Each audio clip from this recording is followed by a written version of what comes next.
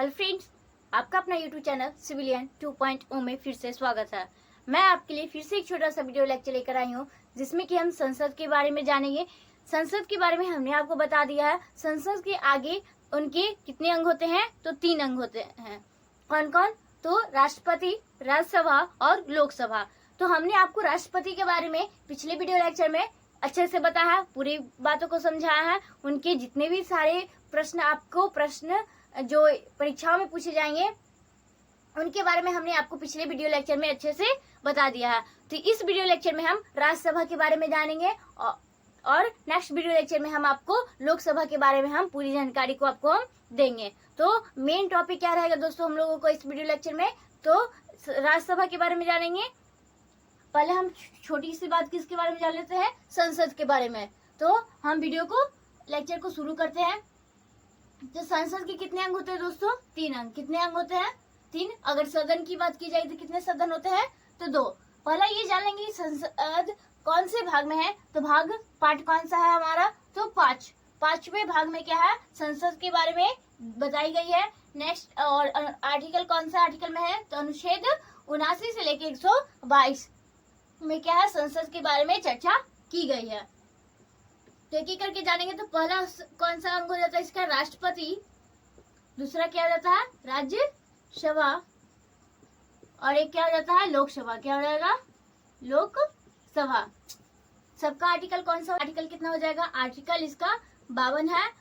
राज्यसभा का कौन सा है? तो राज्यसभा का आर्टिकल कितना है? 80। और 81 में किसकी बात की गई है? तो लोकसभा के बारे में बताया गया है। ठीक है। तो हमने आपको पिछले वीडियो लेक्चर में राष्ट्रपति के बारे में सारी बातों को बता दिया है। इस वीडियो लेक्चर में हम किसके बारे में देखेंगे? तो राज्यसभा के बारे में देखेंगे। और नेक्स्ट वीडियो लेक्चर हम क्या करेंगे? लोकसभा के बारे में हम आपको बताएंगे। तो एक एक करके जानते हैं इनका और ये जानेंगे कि संसदीय प्रणाली क्या होता है दोस्तों। संसद में एक संसदीय प्रणाली है। तो ये कहाँ से लिया गया है? तो ये यूके से लिया गया है, यानी कि ब्रिटेन से लिया गया है। कहाँ से लिया गया है दोस्तों? तो ये ब्रिटेन से लिया गया है। इसका जो अलग अलग हमारे संविधान क्या है, अलग अलग देशों से लिए गए हैं। तो उनके बारे में तो ये कहाँ से लिया गया है? तो यूके से। और ये भी नागरिकता का प्रावधान भी कहाँ से लिया गया है? तो ये भी क्या है? यूके ब्रिटेन से लिया गया है। तो एक एक करके देखेंगे। अगर सदन की बात की जाएगी तो सदन कितने होते हैं? 2। कौन कौन से होते हैं? एक लोकसभा और एक राज्यसभा। देखिए राज्यसभा क्या है दोस्तों? तो ये क्या है? अस्थायी सदन है। क्या है दोस्तों? अस्थायी सदन है। जबकि बात की जाएगी लोकसभा का तो ये क्या है? अस्थायी सदन है। अगर राज्यसभा की बात की जाएगी तो क्या है? उच्च सदन है। और इसकी बात की जाएगी तो क्या है? निम्न सदन। तो ऐसे करके हम सारी बातों को जानेंगे। इसमें सीटों की संख्या कितना? अधिकतम कितना है? 250 है। इसमें सीटों की संख्या कितना? 550 है। लेकिन बात की जाएगी अगर वर्तमान में तो इसमें क्या है? 545 है। और इसमें कितना है? 245 है। ठीक है। जिसमें क्या होते हैं कि 238 क्या होते हैं? केंद्र और राज्य सरकार, केंद्र या केंद्र शासित प्रदेश या राज्य सरकार के विधानसभा के सदस्यों के द्वारा निर्वाचित किया जाता है, चुना जाता है। किसके द्वारा? तो अप्रत्यक्ष निर्वाचन होता है। इसमें क्या होता है? अप्रत्यक्ष निर्वाचन। कहने का मतलब क्या होता है? इनडायरेक्ट क्या होते हैं? निर्वाचन।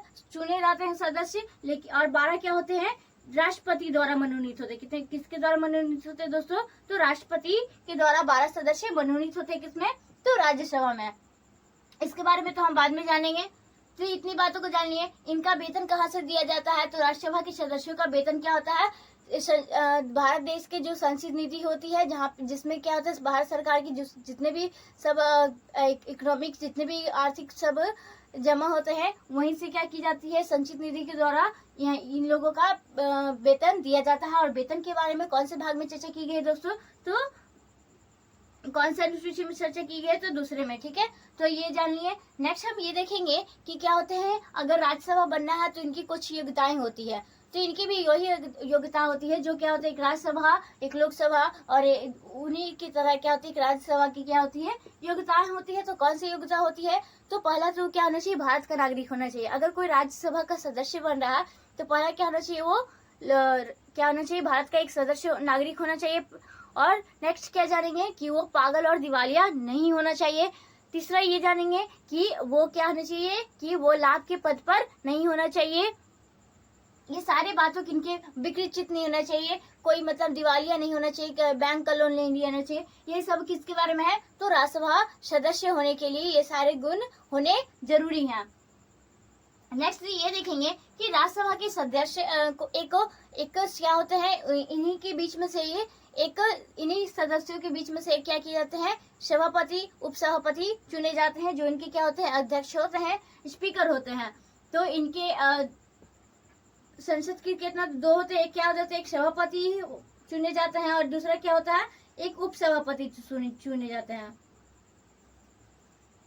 सभापति क्या करता है, सभापति ये इन सबका क्या होता है, शपथ कौन दिलाता है, संसद के द्वारा शपथ दिलाई जाती है। और अगर त्याग पत्र सौंपना होता है तो सभापति किसको त्याग पत्र सौंपती है, तो राष्ट्रपति को सौंपती है। जबकि उप सभापति किनको त्याग पत्र सौंपती है, तो क्या करती है, तो ये सभापति को क्या करती है, त्याग पत्र सौंपती है।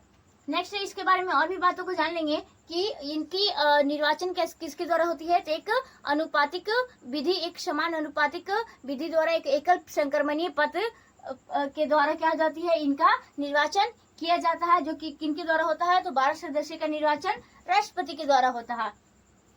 इसमें हमने आपको और भी बातों को बता दिया है। और इसका दोस्तों क्या होता है, प्रथम बैठक, क्या राज्यसभा का प्रथम बैठक कब होता है दोस्तों, तो इसका प्रथम बैठक होता है आपका 13 मई। कब होता है, 13 मई 1952 को क्या होता है, राज्यसभा का पहला बैठक होता है। अगर बात की जाएगी तो राज्यसभा का गठन की बात की जाएगी तो गठन कब होता है दोस्तों, तो ये गठन होता है आपको अप्रैल 1952 में क्या हो जाता है, इसका गठन होता है।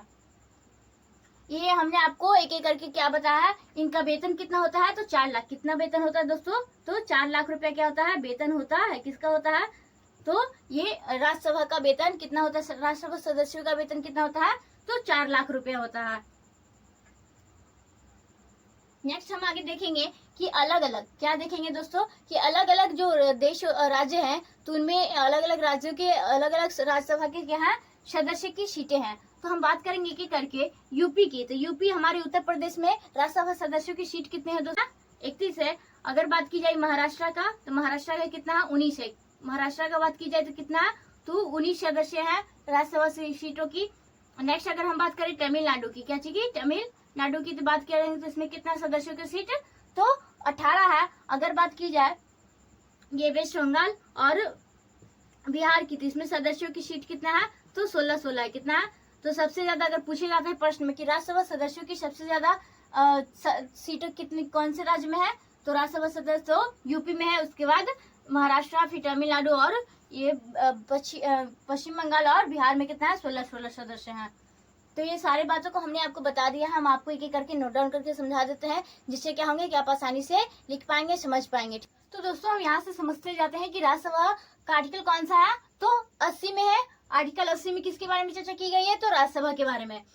तो हमने आपको क्या बताया कि अधिकतम सीट राज्यसभा में कितना है, तो 250। अगर वर्तमान की बात की जाए तो वर्तमान में कितने हैं, 245 है। ठीक है, अगर ज्यादा से ज्यादा कितने सीट हो सकते हैं राज्यसभा में, तो 250, 250। ठीक है, जिसमें से क्या होते हैं 238 क्या होते हैं कि राज्य और केंद्र शासित प्रदेशों की विधानसभा द्वारा क्या चुना जाता है, क्या किया जाता है, विधानसभा के सदस्यों के द्वारा चुना जाता है। जबकि 12 सीट होते हैं जो राष्ट्रपति द्वारा मनोनीत की जाता है। कितने हैं, तो जैसे कि कला, साहित्य, विज्ञान, सेवा, समाज सेवा, इन सभी क्षेत्रों में किनके द्वारा, तो राष्ट्रपति के द्वारा 12 सीट किनके द्वारा चुनी जाती है, मनोनीत की जाती है, तो राष्ट्रपति के द्वारा। ठीक है, नेक्स्ट यहाँ से हम देखेंगे कि राज्यसभा का अप्रत्यक्ष निर्वाचन होता है। राज्यसभा का कौन सा निर्वाचन होता है, इनडायरेक्ट रूप से निर्वाचन होता है, मतलब जनता के द्वारा निर्वाचन नहीं होता है, जनता के द्वारा वो सदस्य नहीं चुने जाते हैं।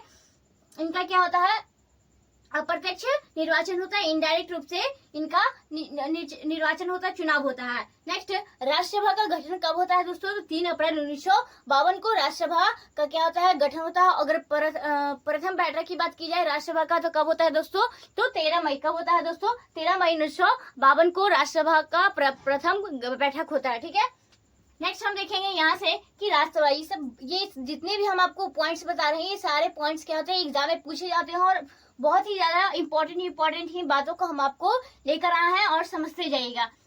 पूछे जाते हैं कि राज्यसभा कौन सा स्थायी सदन है, अस्थायी सदन है, तो हम लोग क्या बताएंगे कि राज्यसभा क्या है, एक स्थायी सदन है। अगर बात की जाएगी लोकसभा का, तो लोकसभा क्या है, अस्थायी सदन है, ठीक है। नेक्स्ट, राज्यसभा क्या है, उच्च सदन है। कौन सा सदन है दोस्तों, तो उच्च सदन है और इसका विघटन नहीं होता है। किसका विघटन नहीं होता, तो राज्यसभा का विघटन नहीं होता है। और इसका कार्यकाल कितने वर्षों तक होता है राज्यसभा का, तो राज्यसभा का कार्यकाल कितने वर्षों तक होता है दोस्तों, तो 6 वर्षों तक होता है। नेक्स्ट हम देखेंगे नोट पॉइंट। ये पूछे जाते हैं कि कितने भाग या फिर कितने सदस्य होते हैं जो प्रत्येक 2 वर्षों में क्या करते हैं, अवकाश ग्रहण करते हैं, मतलब छुट्टी लेते हैं। तो 1/3 सदस्य, यानी जितने सदस्य होंगे उनके 1/3 सदस्य क्या होंगे कि प्रति 2 वर्ष में अवकाश ग्रहण करते हैं, ठीक है। नेक्स्ट हम ये पॉइंट जानेंगे कि पूछते हैं कि सबसे अधिकतम सीट राज्यसभा की कौन से राज्य में है। तो एक एक करके देखते जाते हैं विभिन्न राज्यों की राज्यसभा में सीटों की संख्या। तो अधिकतम सीट कहाँ है दोस्तों, तो उत्तर प्रदेश में कितना है, तो 31 सीट है किसकी, राज्यसभा की अधिकतम सीट कहाँ है, तो उत्तर प्रदेश में कितना, 31। नेक्स्ट महाराष्ट्र में राज्यसभा सीटों की संख्या तो 19, तमिलनाडु में 18, पश्चिम बंगाल में 16 और बिहार में भी कितना है, तो 16। तो ये हमने आपको बताया। तो दोस्तों हम आगे देखेंगे कि राज्यसभा का निर्वाचन कैसे होता है। तो राज्यसभा का निर्वाचन कैसे होता है दोस्तों, अनुपातिक प्रतिनिधित्व प्रणाली, एकल संक्रमणीय मत पद्धति के द्वारा क्या होता है, अप्रत्यक्ष निर्वाचन होता है। किनका, तो राज्यसभा का निर्वाचन कैसे होता है, तो अनुपातिक प्रतिनिधित्व प्रणाली, एकल संक्रमणीय मत पद्धति के द्वारा होता है।